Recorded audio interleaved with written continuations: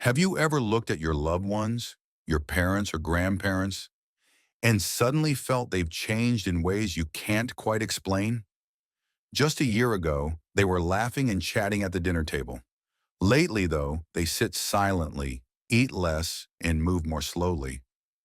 You might tell yourself it's just old age and carry on with your busy life until one day everything becomes so serious that, in hindsight, you realize their bodies were sending subtle warnings all along.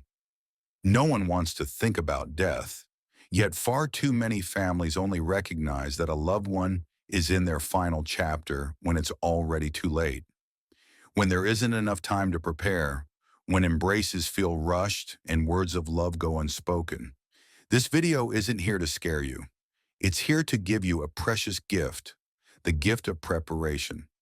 You're about to learn the 5 silent signs that often appear in the year before passing. Noticing them early gives you the chance to do the most important thing, to be present, to love, and to care with understanding and peace. Because none of us knows when the end will come. But if you understand the journey, you can walk alongside your loved ones with all your heart. When my mother began to lose weight, no one in the family was immediately alarmed.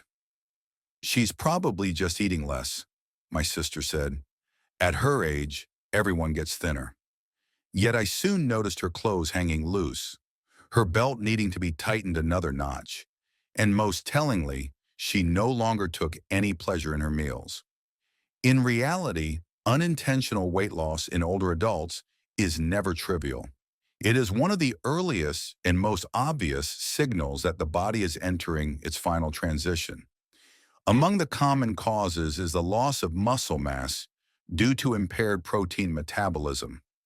As we age, our bodies no longer process protein as efficiently, leading to weakened strength, reduced immunity, and a general decline in the body's defenses. When muscle tissue atrophies, your loved one not only struggles to move, but also becomes more prone to falls, infections, and slow wound healing. Moreover, the very desire to eat fades over time. Taste buds dull, feelings of fullness arrive sooner, and digestion slows. Meals that once brought joy become burdensome. They may skip dishes, take only a few bites, or reject foods they once loved. This is not mere picky eating. It reflects the brain's recalibration toward minimal energy expenditure in preparation for a new life stage. You may observe them choosing porridge over rice, sipping water instead of enjoying lunch, or merely touching food before pushing their plate away. These shifts can be unsettling, but they are physiological, not behavioral. Families often try to fix the problem by insisting they eat more, cooking special recipes, adding protein powders, or cramming extra supplements into every bite. Yet despite the best intentions, weight may continue to drop. The issue lies not in the food itself, but in the body's changed capacity to assimilate nutrients. Instead of blame, focus on nourishment and comfort. Offer soft, easy-to-swallow foods in small, frequent portions, ensure regular hydration, and above all, create a warm, gentle atmosphere at mealtimes. At this stage, each meal is not only about nutrition, but a moment of connection and compassion. If you notice your loved one thinning despite eating, see it as a quiet message from the body. "I'm changing. Please care for me in a new way." At first, we thought my mother simply needed more rest. She began sleeping longer, waking up much later, and often declined her usual morning stroll. "It's too cold," she would say. "I just feel sluggish." But soon, sluggishness turned into something far more serious. Even standing up from her chair left her breathless, and getting dressed, once effortless, now forced her to stop midway and catch her breath. This deep, unrelenting exhaustion is one of the clearest signs that the body is entering its final stage. It is not the ordinary tiredness that follows a long day. It is a weariness that seeps into every movement and thought, with no reserve battery to replenish energy. Rest and sleep offer no relief. Simple tasks become monumental challenges. The reason lies in the gradual slowdown of vital organs. The heart no longer pumps with its former strength. Circulation slows down, so less oxygen reaches the brain and muscles. In response, the body shifts into energy conservation mode, dedicating resources only to essential functions: breathing, basic digestion, and keeping vital organs alive. At the same time, metabolism decelerates. Even after hours of sleep, they wake with no sense of restored energy. Everyday activities, preparing a meal, walking to the mailbox, or even holding a conversation, become overwhelming. Many find themselves nodding off in the middle of a sentence or dozing unexpectedly, only to awaken feeling even more drained. Perhaps the hardest part of this fatigue is its toll on the spirit. A once independent person, unable to manage the simplest tasks, may feel ashamed or choose to withdraw, not out of disinterest, but because they simply lack the strength. Well-meaning family members often urge them to keep moving or get some fresh air, believing it will lift their mood. Yet this push can backfire, leaving them even more depleted. The kindest response is to acknowledge limits and adjust expectations. Choose comfort over performance. Sit together instead of insisting on standing. A quiet afternoon listening to music or reminiscing over family photos can be more precious than forcing a walk outdoors. When a loved one no longer has the energy for everyday life, it isn't surrender. It's the body's gentle request. I'm slowing down. Please walk beside me at my pace. One afternoon, I asked my mother, "Do you remember what day it is today?" She stared at me for a long moment, then softly replied, "I think it's Monday," but it was Friday. Not because she simply forgot her schedule, because she was gradually slipping away from the familiar present. Mild confusion, disorientation, and emotional withdrawal are profound signals that the body and brain are entering a phase of global decline. Sadly, many families dismiss this as normal for old age, but there's a key difference. This is no longer forgetfulness from getting older, but a sign that the brain no longer has the energy to stay connected to the outside world. You may notice them calling relatives by the wrong name, asking the same question repeatedly, not recalling what they just ate, or failing to recognize a familiar room. Conversations that once lit them up now leave them exhausted. The reason? Blood flow and oxygen supply to the brain gradually diminish, weakening the regions responsible for memory, emotion, and cognition. Added to that, if your loved one is chronically fatigued, undernourished, or experiencing a low-grade infection, it all contributes to a foggy mind. Another often overlooked sign is emotional withdrawal. They speak less, avoid social interaction, or sit quietly for hours without seeming sad, just empty. It's not that they no longer care. Their brains simply lack the energy to process complex emotions. Sometimes they become irritable or, conversely, indifferent, no longer moved by things that once touched them. Families may call it a change in personality, but it's not personality. It's the brain's structure changing toward reduced function. How can you help? Not by demanding they snap out of it or forcing memories to return. Instead, meet them where they are. Speak with your eyes, your hand in theirs, in a gentle tone and a calm environment. Let them sit with you without pressure. They need to feel safe, not tested. If you notice your loved one beginning to drift away in their speech, memory, or social engagement, don't panic. See it as a moment to step back, not to let go, but to walk alongside them in a different language, the language of presence. I didn't recognize early on that my mother's minor illnesses were no longer minor. A slight cough stretched into a week. A small scratch on her leg took nearly 3 weeks to heal. At first, we blamed a weakening immune system with age. But when it happened a third, a fourth time, I understood. Her body was no longer fighting as it once did.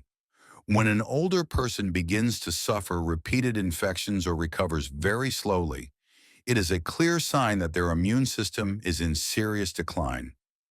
Mild pneumonia, urinary tract infections, mouth ulcers, or simple skin wounds can become major problems.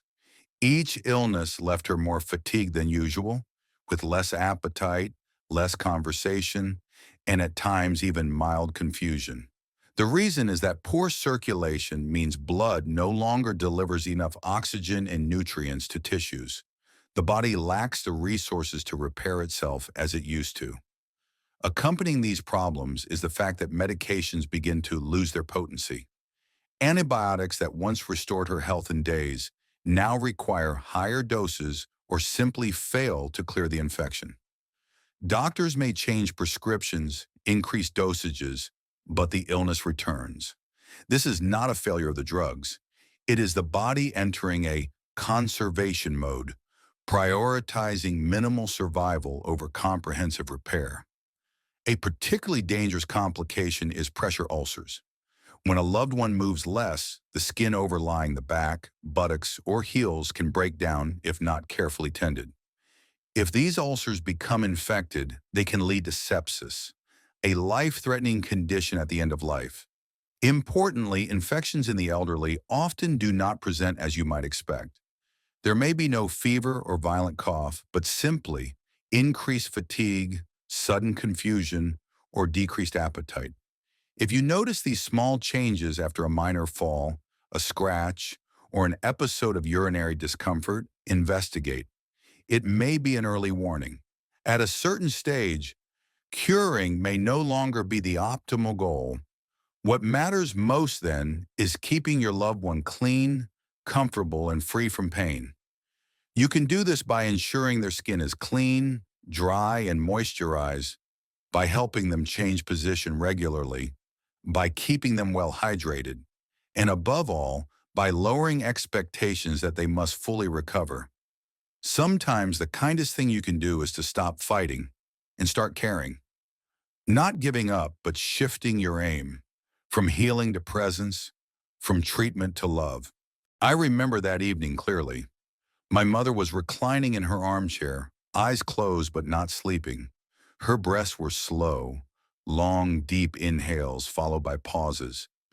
I counted anxiously, 3 seconds, 5 seconds, before she breathed again, softly. It was like distant waves rolling gently ashore, steady, quiet.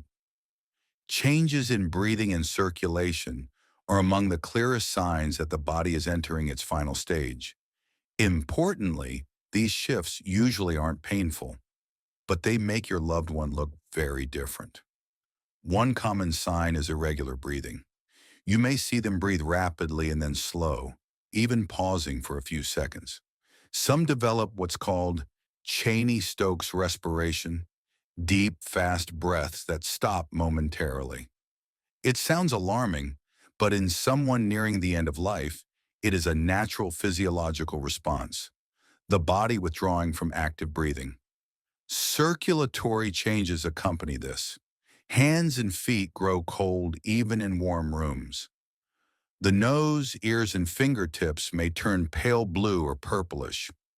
Mottled patches can appear on the skin, often on the feet or wrists, because the heart no longer pumps enough blood to the extremities, prioritizing vital organs like the brain, heart, and lungs. Some also experience difficulty breathing when lying flat, so they prefer propped pillows or sitting upright in a chair. Others may cough lightly, make a slight rattling sound, or gasp, a sign that secretions are pooling in the airway and cannot be cleared. Many families panic when they see these changes and wonder whether to call an ambulance or rush to the hospital. In truth, if your loved one is in their final stage, slow, interrupted breathing and cold limbs are not emergencies to be treated with aggressive intervention. Instead, you can help them remain as comfortable as possible by keeping the room cool and well ventilated, using a humidifier if the air is dry, elevating their head gently, and wiping their lips with a warm, damp cloth if they cannot drink much. Most of all, stay by their side, hold their hand, and keep a calm presence so they feel safe and loved. At that moment, the air they inhale is more than oxygen. It is your care, your voice, and your unwavering love. There is one truth medicine rarely spells out. Death, with all its sorrow, is not always a sudden catastrophe. Sometimes it is a quiet, orderly, and humane biological process. The body does not collapse in a single day. It does not give up abruptly. It contracts, withdraws, and diminishes like a flame dying out without a sound. If you look back at the 5 signs from the beginning of this video, you will notice a common theme. Each one reflects a body gradually winding down its functions to enter another phase. Eating less, sleeping more, speaking less, moving slowly, breathing gently, circulation sustaining only the bare essentials of life. This is not an illness to be cured. It is biology carrying out a final ritual, guiding your loved one from a state of active living into rest. If you have ever cared for someone nearing the end, you will recognize this. One day they stop asking about the time, no longer mention upcoming plans, and cease complaining about the weather or the news. They simply remain still, sometimes alert, sometimes drifting, as if they are turning inward, closing chapters one by one. Many families panic at this and try to bring them back. They insist on more food, turn on the television, or call others in for conversation. But at certain moments, the best thing you can do is not to pull them back, but to walk alongside them. Be present without demanding they return. This is the moment to shift from healing to presence, from hoping they will recover to preparing your heart so they can pass in peace, without pain, without fear. Modern medicine increasingly recognizes the end of life as a transitional journey aided by compassionate care, addressing not only the physical, but also the emotional and spiritual. Studies from hospice centers across the U.S. show that when supported properly at life's end, people not only experience less suffering, but may even live longer and with greater serenity. What does this mean for you, who stands by their side? It means you do not have to save them. You simply need to keep them from being alone. A quiet chair, a gentle handhold, a familiar song, a gaze without worry, and the faith that while we cannot control death, we can make the final moments an expression of unconditional, fearless love. When you begin to notice those signs, significant weight loss, deep fatigue, weakening breath, retreat from conversation, your first emotion is often fear. Then comes confusion. What should I do? Can this be reversed? Is there hope? The truth is that understanding these signs isn't about trying to turn them back, but about learning how to love in the right way. You'll find yourself changing. Before you might urge, eat more, Dad. Come for a walk with me, Mom. Chat with the grandkids, Grandpa. Now you listen more carefully.